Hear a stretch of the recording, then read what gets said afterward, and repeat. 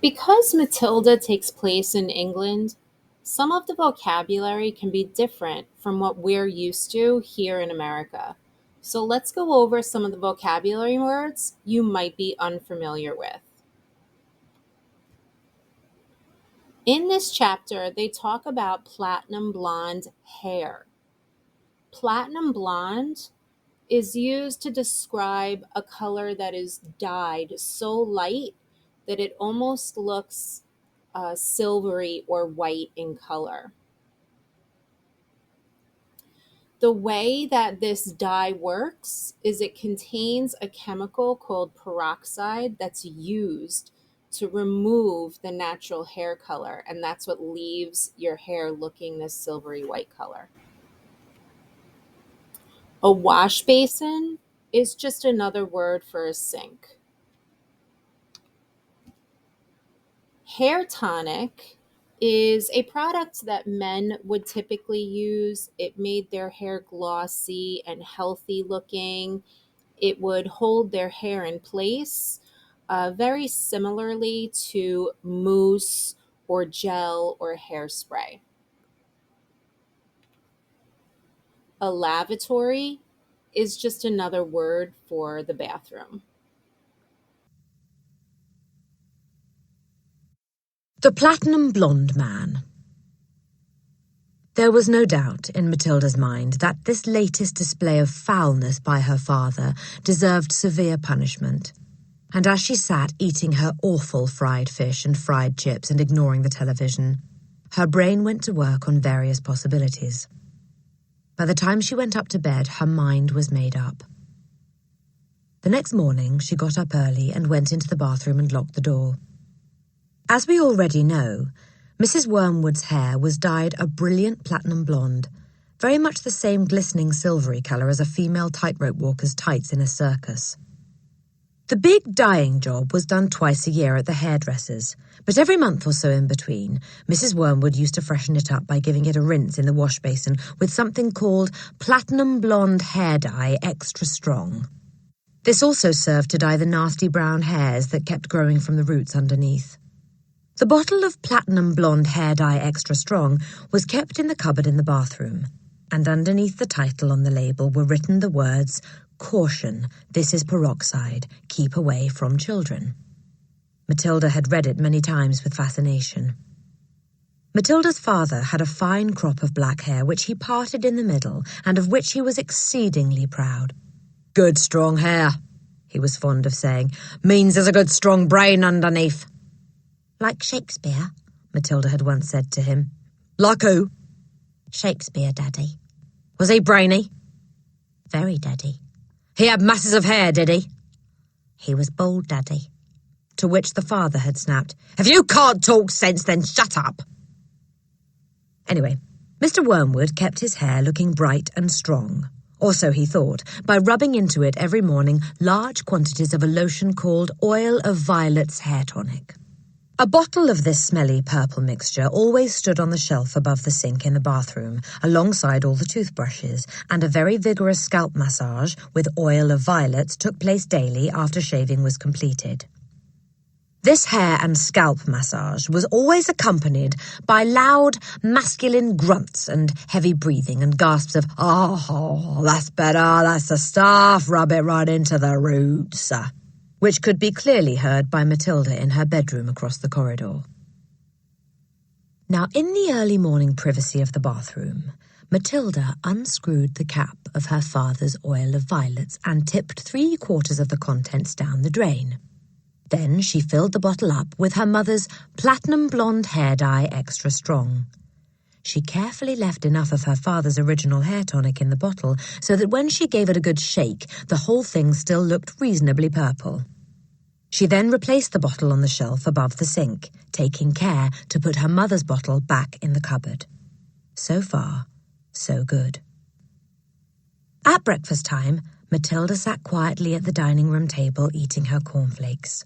Her brother sat opposite her with his back to the door, devouring hunks of bread, smothered with a mixture of peanut butter and strawberry jam. The mother was just out of sight around the corner in the kitchen, making Mr. Wormwood's breakfast, which always had to be 2 fried eggs on fried bread with 3 pork sausages and 3 strips of bacon and some fried tomatoes. At this point, Mr. Wormwood came noisily into the room. He was incapable of entering any room quietly, especially at breakfast time.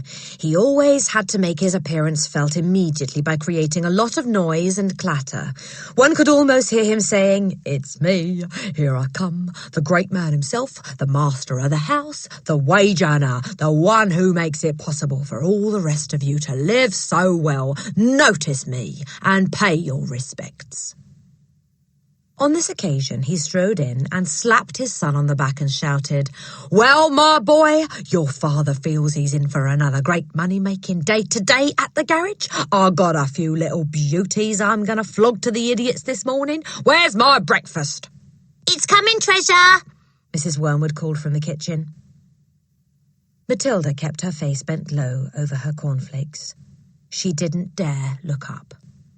In the first place, she wasn't at all sure what she was going to see.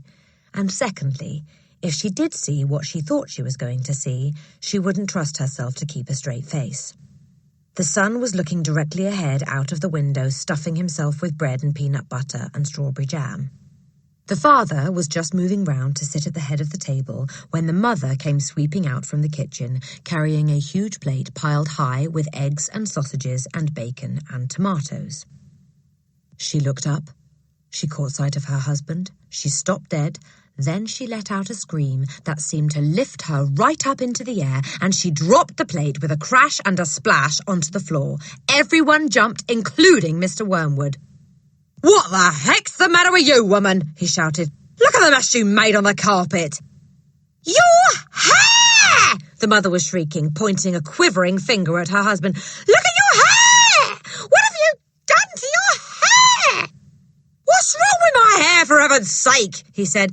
"Oh, my God, Dad, what have you done to your hair?" the son shouted. A splendid noisy scene was building up nicely in the breakfast room. Matilda said nothing. She simply sat there admiring the wonderful effect of her own handiwork. Mr. Wormwood's fine crop of black hair was now a dirty silver, the colour this time of a tightrope walker's tights that had not been washed for the entire circus season. You've dyed it!" shrieked the mother. "Why did you do it, you fool? It looks absolutely frightful. It looks horrendous. You look like a freak." "What the blazes are you all talking about?" the father yelled, putting both hands to his hair. "I most certainly have not dyed it. What do you mean I've dyed it? What's happened to it? Or is this some sort of a stupid joke?" His face was turning pale green, the colour of sour apples. "You must have dyed it, Dad," the son said. "It's the same colour as Mum's, only much dirtier looking." "Of course he's dyed it," the mother cried. "He can't change colour all by itself. What on earth are you trying to do? Make yourself look handsome or something? You look like someone's grandmother gone wrong."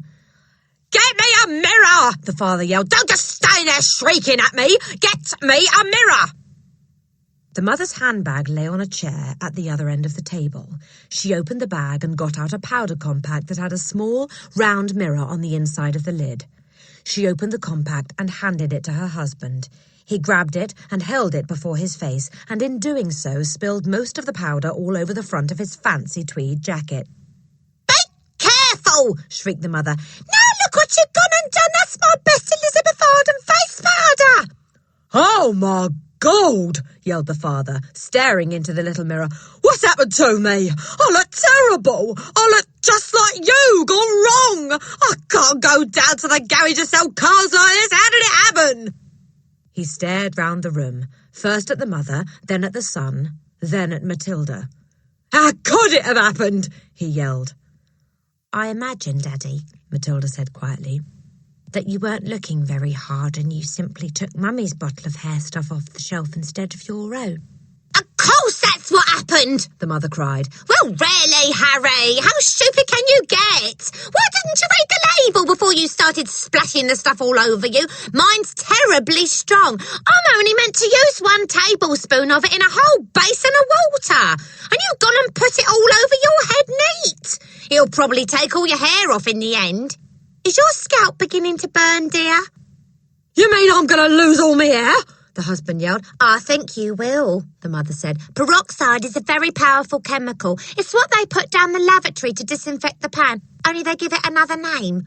What are you saying? The husband cried. I'm not a lavatory pan! I don't want to be disinfected!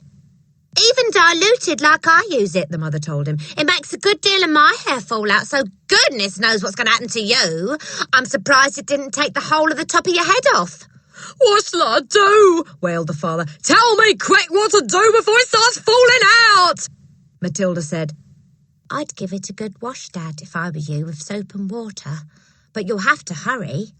Will that change the colour back? The father asked anxiously. Of course it won't, you twit, the mother said. Then what do I do? I can't go around looking like this forever. You'll have to have it dyed black, the mother said. But wash it first, or there won't be any there to dye. Right, the father shouted, springing into action. Get me an appointment with your hairdresser this instant for a hair dyeing job. Tell them it's an emergency. They're going to boot someone else off their list. I'm going upstairs to wash it now. With that, the man dashed out of the room, and Mrs. Wormwood, sighing deeply, went to the telephone to call the beauty parlour. He does do some pretty silly things now and again, doesn't he, Mummy? Matilda said. The mother, dialing the number on the phone, said, I'm afraid men are not always quite as clever as they think they are. You will learn that when you get a bit older, my girl.